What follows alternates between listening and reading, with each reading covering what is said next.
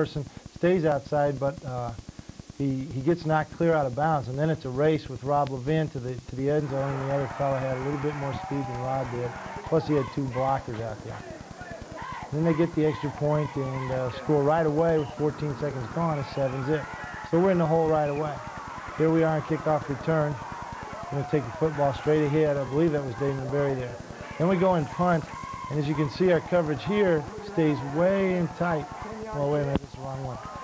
We kick the ball out of bounds, and we put our defense in a bad situation, but we come down and we stuff them. That was the play just before that. And then they had a penalty on their field goal try, and then we moved them back a little bit more, and we got the block on it. Inadvertent whistle caused the ball to stop. We should have been able to run it back, but we weren't able to get that. So we were happy just to stop them and get the football. So the score 7-0. We've had 1 goal line stand already. And now we have poor coverage on our punt, although this one was called back because of a penalty and a clip on them. They come back and throw the pass out here. And we knew this one was coming. We just do a very poor job of tackling him. He breaks 1 tackle, he breaks 2 tackles, and into the end zone he goes. So we had the thing covered, but we just didn't execute. So we're lacking in execution. Jeff Powell steps up, throws a nice slant pattern there to Damon Berry, and Damon catches it for a couple yards. Then we go to further action in the second quarter, and Rob Levin punts, does a good job punting, and Niles Watterson was down there making a stop on him. So our coverage improved as the game went on. Here we almost pick it off. We force a bad pass, and it bounces into Andy Ertle's hands, but Andy didn't expect it, and we missed the ball. We could have had it. Here we have poor tackling again, and this one goes into the end zone again, but there's another flag, a clip, and that one comes back. This right here is Mark Munson's first and only pass of the 1988 season. So it was incomplete, and Mark on the very next play, as you can see him on the bench right there, got injured on the next play, and he's out for the season. Tomorrow morning at 9 o'clock, he'll be going in for reconstructive surgery. His knee just was not up to what we thought it might be. Good snap by Greg Lassen, and Rob Levin gets the punt off. Does a good job punting for us, gets it high. We got good coverage there, and ended up stopping them in 4 downs on that particular drive. See, we're playing well at times. And we've just got to be able to do it all the time. Here, Jeff throws the pass out here to Lee Peters and just doesn't quite grab the handle on it. Rob Levin punting again. Got good coverage there, and put him down. Back to our offense. Kyle Ray up in the middle, and doesn't quite get the first down. And probably right here we go with the screen pass to Kyle Ray, and we miss a block. As you can see, things are set up, but we're just an inch away from being very successful. And the kids are working hard to try to obtain it. This is Damon Berry on a return. Gets out to the 35. Offense right there with the fullback trap. Kyle Ray in the middle, down to about the 43-yard line. Quick pass to Sean Burrow. Sean breaks the seam there and gets a few more yards. The lead by Kyle Ray gets to the 45, and then they've got the football again. And they just seem to break one, and we're out of position, and away it goes. Rob Levin catches him at about the 2, and they got in on that. We ran so many slant patterns, inevitably it was going to be picked off, and this one did get picked off by number 7. He steps in there and goes all the way for the score. Kickoff return again to Rob Levin. Rob finds a seam there. He's very patient, and darn near breaks this thing. He had 1 tackler to beat and doesn't quite get there. And here we go with the screen pass. Nice block by Bubba Nunnery coming back. Kyle gets about 15 to 20 yards. So basically in all that, what I'd seen, a little bit of the game, I got a chance to go over the highlights again and talk with a few people that were there at the game. They were telling me that the plays that, in fact, that you've been so successful with in the first 2 games were still there. And as you were saying earlier, there's just 1 or 2 things that break down in each of the plays in this particular game that helped keep you from getting to the places that you needed to get to. Oh, there's no question about it. We are there, and we are so close. You can see by some of the highlights that we've seen there that a block here, catch the pass here, better throw here, better read there. Defensively, we've got to be more consistent with our assignments, and shoot, we're going to be fine. We really are going to be fine. We're doing good things, but we're all not doing good things all the time. all the parents that I had a chance to talk with last week. I will tell everybody that, again, tonight we're doing a call-in segment in the last 10 minutes of the show. 450-6988 is the number. Wait till we get to that segment of the show before you start calling in. Guest tonight will be Damon Berry, a wide receiver for the North Glen Norsemen. Let's get on with next week's game. We're getting into league. You have 7 games this year in the league in the Front Range, and your first opponent you take on at home against Greeley Central. What things will you do to try and stuff the Greeley Central people?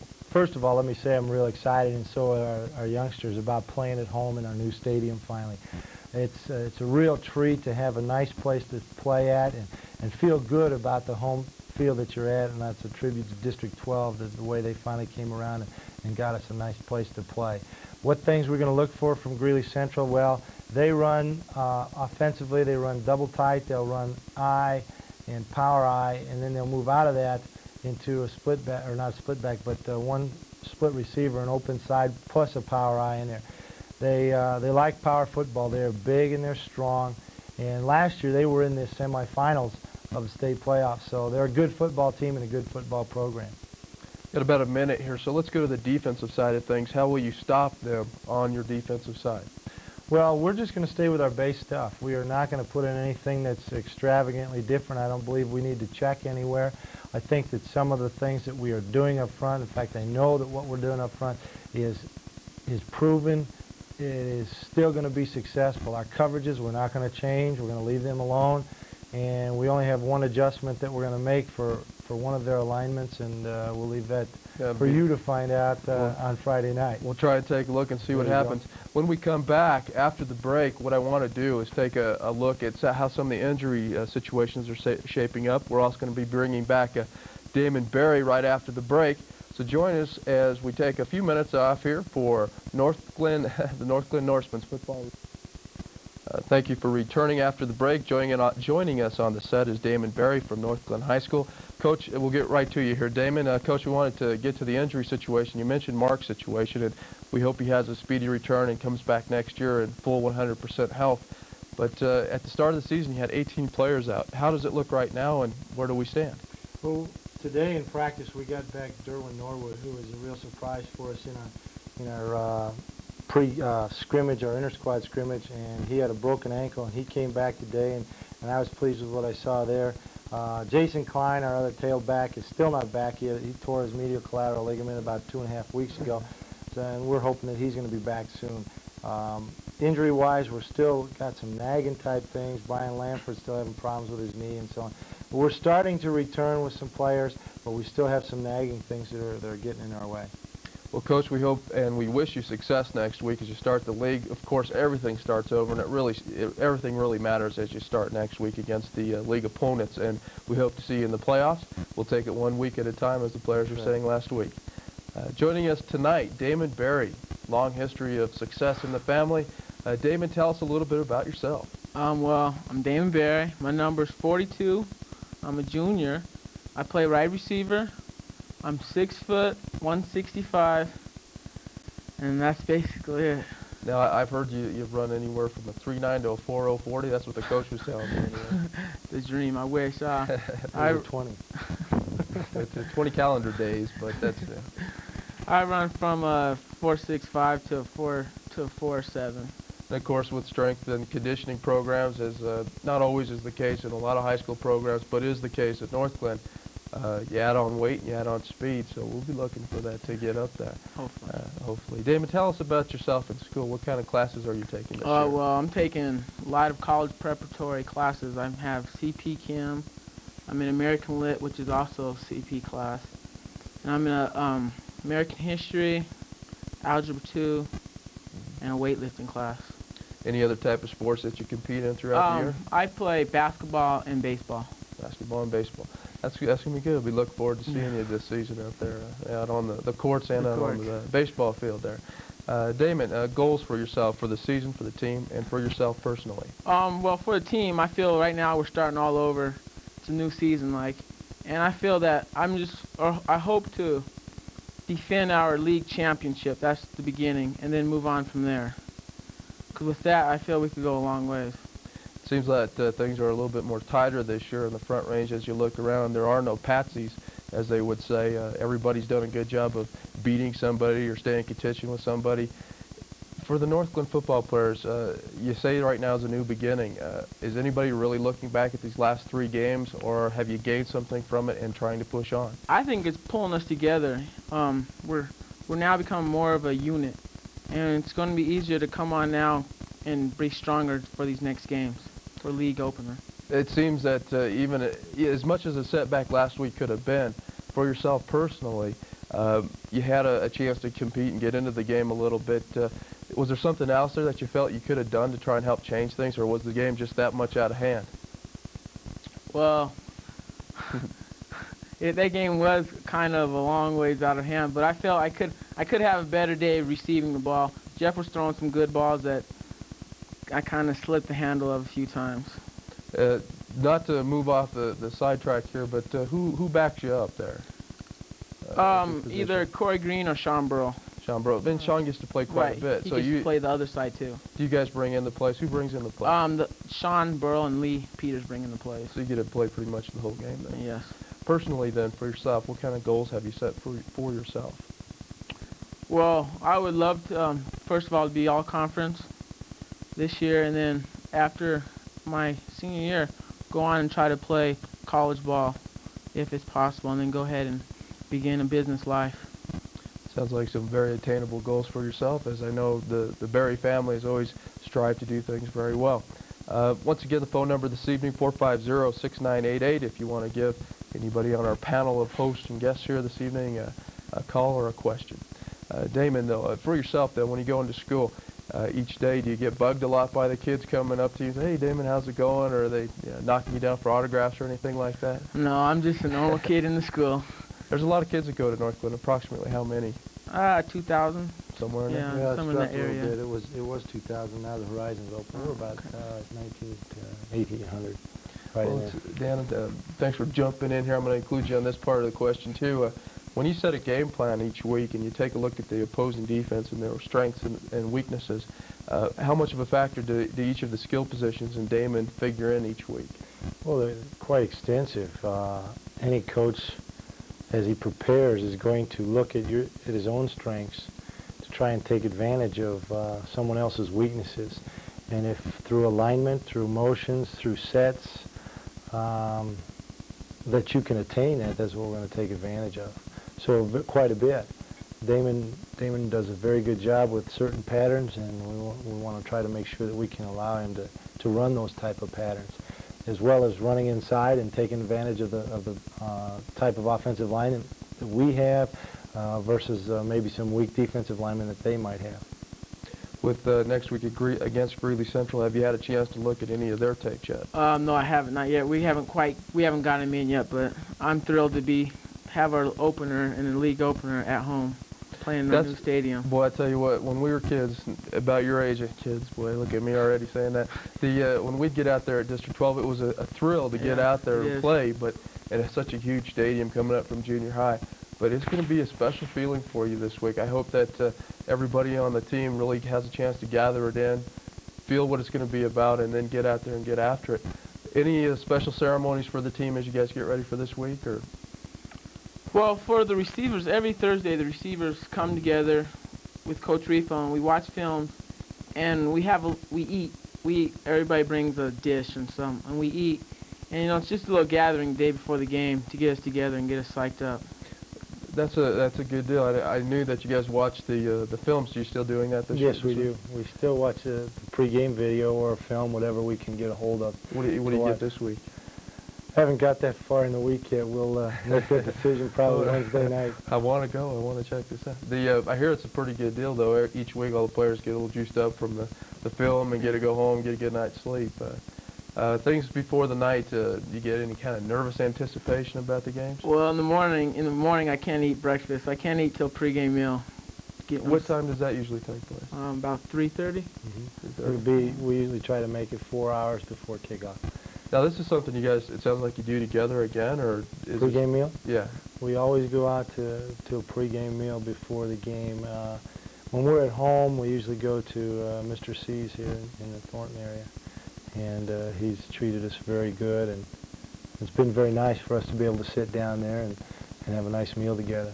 They're about Washington and 88th, the Mr. C's, Don Chancho, and Don Chancho He's the Jr. one. on that. That's right. They have a good operation down there. Give them a little plug. Hope everybody gets over there and tell them that the Northglenn football team sent you. Damon, as we get on to this here, we're having a little problem with the phone lines, but that's okay. We'll get that straightened out. Damon, as you get through the year here this year, you play 7 teams in the league. Is there any game in particular that you're looking forward to, or should it, don't worry about the coach being here or anything like that. I know they want to take it one at a time, but is there any particular team that you're looking forward to playing this year? Personally, it's Thornton. 'Cause they're across the street rivals, and it's just always a big game. We get a big crowd, and the whole city is basically spiked up for that game. And I would just love to perform good during that game. Let's hope for one of the few times that I had to play. I always had to play in the snow. But you guys have had the fortune of not playing in that kind of bad weather. Let's go ahead and take a call. We got our first call of the evening, and I didn't get my finger on there fast enough. Please call back, whoever it was there. Damon, let me ask you a few more questions then as we wait for the next call to come on. Is there anything that you'd like to say to the people at home tonight? Well, just people, don't lose faith in the Northglenn Norsemen. We're coming on strong, and please keep on giving us support. Sounds good. Let me get this real quick. Caller, you're on the air. Oh, yes, my name is Derek Dunston, and I would like to ask Damon Berry, is he still leading in receiving in the state? Well, at last week, beginning of the week, I was. I'm not sure if I am this week now. The stats haven't came out yet. Is that yardage or for total catches? Both. Really? Yeah. I want to let him know that I think he's great. There you go. We got to admire Damon Berry here tonight. Caller, anything else we can help you with this evening? Oh, that's all. Thank you. Thank you for calling, sir. And is that another call there? We got another call? You know, something about the field, even if it snows now or rains or whatever the case might be, we're real fortunate to have that AstroTurf. That way it's not going to bother us anymore. It's going to be like it's going to be great field playing conditions no matter what the weather is. We'll see. That's fine. I've seen some good snowstorms come down here. I know what you're saying is pretty much the case, because anytime you get that down there, the plane of the grass always seems to go one way, and if you can stay with it, you're going to be fine. But I've seen a few slips and slides. Well, I don't think you'll see as many on this turf as you saw on the Astro dirt that we used to have. That's true. That is true. We got another call. Let's take this call. Thank you for calling. You're on the air. Yes, sir. I'd like to know, well, I drove by the new stadium, and it looks very nice. I'd like to know if there's going to be more injuries. Well, injuries. Is there going to be more injuries on that AstroTurf? Dan, you have Yeah, pretty I'd much like to some of answer that question. Through all the research that the district did and through all my personal experiences, the AstroTurf is not going to provide us with any more injuries of a serious nature. What we may get is some scrapes and rug burns or things like that, but we're not going to have any more types of ankles or knees. Any of the conclusive evidence through scientific research has shown that that is not the case. Even though the pro football teams are going away from AstroTurf, the only reason is they have someone that can care for the field on a full-time basis, not just one person, but a whole crew. And with that in mind, I think that the grass is very nice, but if you can't keep it up and if you can't keep it nice, it's an impossible task. The AstroTurf is the best way to go, and we're real excited to have it, and our kids aren't worried about injuries, and neither are we. That looks real good. I have one more question. What kind of practice facility do you have? We practice on a grass field right behind our school, and we have the opportunity and the option to go over and practice at the stadium whenever we can. Last week we went there on Wednesday evening and practiced. All right, thanks a lot. Good luck, guys. Thank you. Thank you very much for calling. Well, that'll about do it for our show this week on Norsemen Football Review. I want to thank the guests, and I didn't sneeze on my hand, so I'm going to shake the hands right now. Thank you. Dan, oh, geez, okay, I'm getting old too, jeez. We'll take a look at this week's game against Greeley Central on Friday night on Norsemen Football Review. Join us next Monday night at about 7 p.m. Size, and they move fairly well. One thing that they did lack is the ability to hang on to the football the other night, and that was their biggest problem. And we were able to capitalize, and we were ball aware and made sure that we were on the ball. Talking with the Greeley, a newspaper reporter from the Greeley area, he said that that was not one of the characteristics of the Greeley Central team. It was actually the other thing, that they forced a lot of turnovers, and especially last year, as you were saying, they got into the semifinals. But coming into the film or into the game this year, did you have a good chance to take a look at him on film? Oh yeah, we had 2 game films on him, and I had never seen him play this year, but I watched him play Longmont last year. But we did have 2 films. We had their Cheyenne Central film and their Fort Morgan film, and the only one that we did not have was the Greeley West game, which they played the week before. But we did have some scouts up there, which was good because they had won that game and they had done a little bit different things on offense. So we were able to incorporate those into our game plan and work towards putting the whole picture together rather than just 1 or 2 games. Plenty of preparation then for Greeley Central. Let's take a look at the highlights from last week. We'll start off with the first quarter of action. And things just got going for the North Glen Norsemen as we take a look. This was last Friday night at District 12 Stadium. And just in case you forgot the name of the show. Start off with a little defense here. Defensive shot, and then here's another defensive shot. Our defensive front played very well all night long. We kept the quarterback in check, and we forced a lot of quick passes and made him throw fast. There's a punt to Rob Levin. He gets upfield for substantial yardage. You'll never see Rob take off real long in our punt turn unless good things happen because we're going to go for a block every time. There's Ricky Romero up the field on a short 5-yard burst, and then he takes off again down the field for about 35 for their first score. And you can just tell the excitement that just wanted to flow from these guys. They haven't been able to do that in 3 weeks. It's the first time we've been up on a team, and we're able to stay that way. And look at the excitement there. 30-yard touchdown puts North Glen up 6-0. Our kickoff team did outstanding this week. We had a young man by the name of Keith Shagner who was Specialty Player of the Week this week, and he just came down the field and caused havoc. He's the one that caused the fumble there, number 45. He's in on that, and Matt Davis comes up with the fumble, and it's our football. And 1 play later, we put the ball in the end zone with a quick short pass here to Kyle Ray, who bowls his way into the end zone for 6 more. And then we go for 2 to try to even up the score at 14, and we run a power play off the right tackle. Kevin Holstrom does a great job of blocking, and Ricky gets in for about 3 more yards and 2 more points. There's a good shot of Ricky. 12-yard. What a great sophomore he is, and he's going to be a great player for us. 12-yard touchdown and then 2-point conversion gives a 14-0 score in favor of North Glen in the first quarter. Here's our kickoff team. Now watch Keith Shagnon come down the field here and just rip this guy.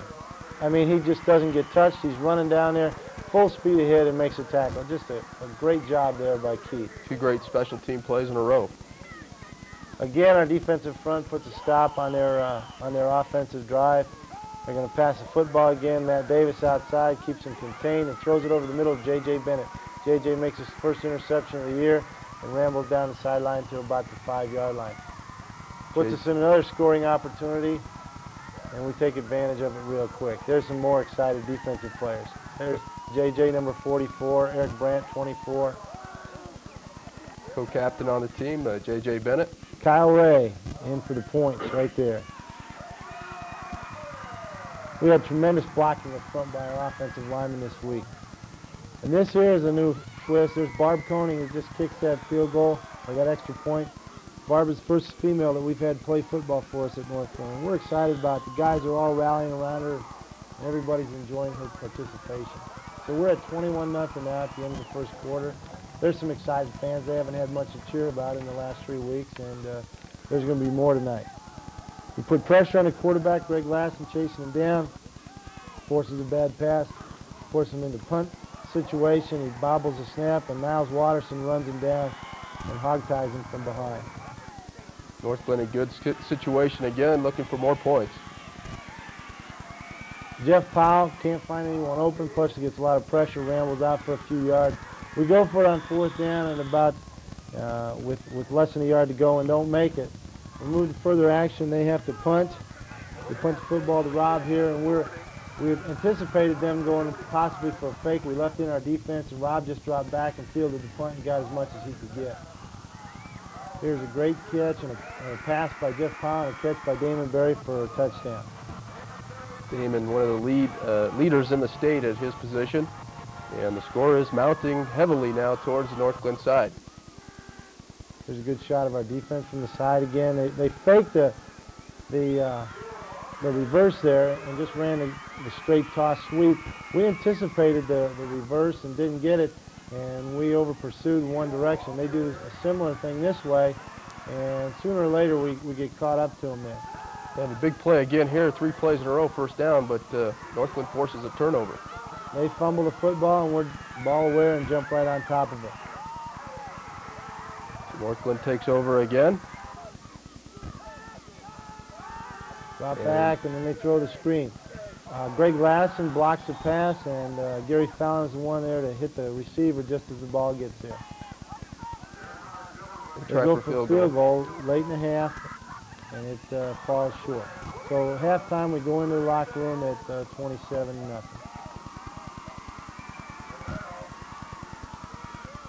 So halftime, we come out, we run a little bit, and then we're going to drop back and run to Ricky Romero. He gets a couple more yards. Ricky's such a hard runner for us right now, as we've got almost everybody hurt in the backfield. Throw a pass out there to Damon Berry, and Damon catches the football for another touchdown.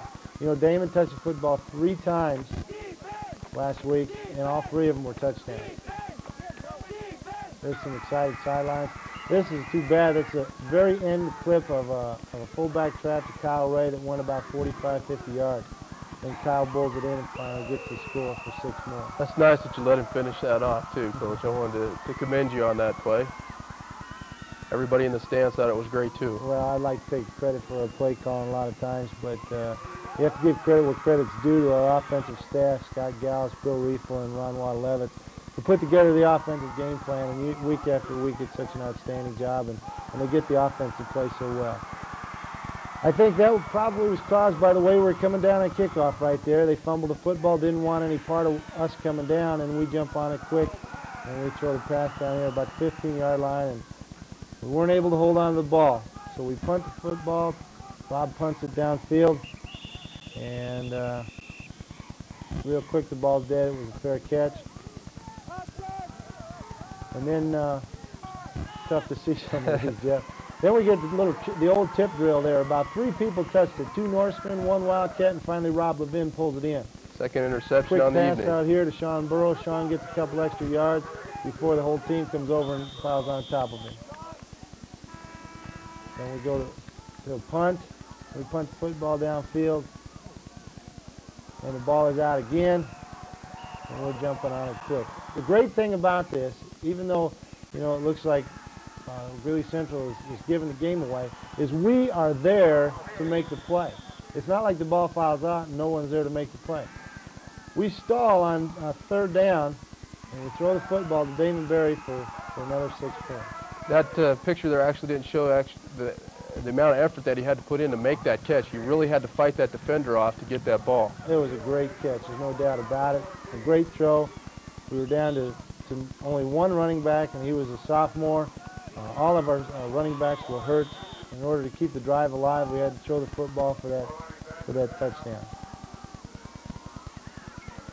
More good defense as the game winds down. 47-0 in the 4th quarter. There's a picture of all our running backs who are on the sideline. They're all hurt. They all have ice on their legs. We didn't have anybody else to put in the game. There's Keith Shagnon. He's the one that came down the field and did such an outstanding job on our kickoff team. And a good job all was had by the Northland side of things this week against Greeley Central. Obviously, I don't really need to wish you good luck because this is going to be a great game, regardless of what the outcome is. Last year you win by 1. You just dominated the second half. What things will you do this year in preparation for Thornton? Well, I think that there's nothing that you do different for Thornton. What you do is just try to prepare as well as you can. The young men will be excited. The excitement will be there. Let's look at the past. 3 years ago, the score was 19-14. They won after they were like 7-0, and we had a bad start. We were somewhere in the vicinity of about 4-3. 2 years ago, they beat us in overtime. Last year, we win by 1 point. So it's been so close. And we're not going to do really anything different to play Thornton. We are just going to try to play at our mental and physical peak. Any last thoughts that you might do as far as Thornton's concerned to keep the players' perspective of this game in touch? Well, I think you always have to remember why you play the game. You play the game to have fun. If we can just go out there and continually enjoy ourselves and have fun out on the football field, I think good things will happen to us. Very good, Coach. Thank you very much. We're going to keep you out here. We're bringing out Rob Levin, defensive captain, is he this year? Free safety. Free safety, not a captain. We had the captains on last week. That's right. Defensive free safety, number 22. Number 1 in his parents' hearts, obviously. I want to say hello to them. And we'll be right back after the break on Norsemen Football Review.